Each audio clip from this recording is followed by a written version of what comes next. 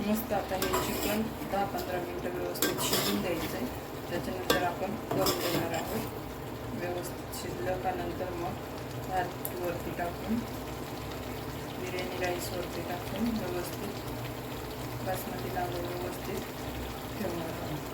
टाकणार आहोत. नंतर 10-15 मिनटासाठी आता याला शिजत ठेवतो.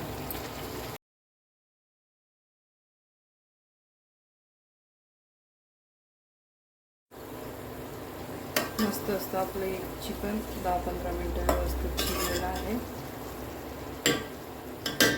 आता आपण त्याच्यात राईस टाकणार आहोत.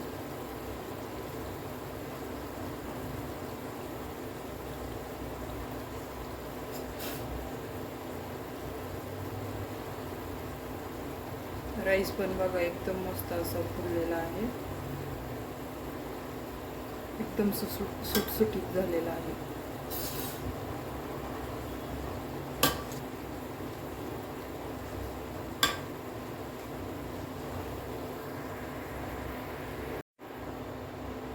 मस्त असं आपण गार्निशिंग करून घेतलेलं आहे व्यवस्थित. आता याच्यावरती 10-15 मिनटं असं झाकण ठेवून व्यवस्थित दम घ्यायचा आहे. त्याच्यानंतर आपली गरमागरम बिर्याणी आपल्याला खाण्यासाठी रेडी झाली.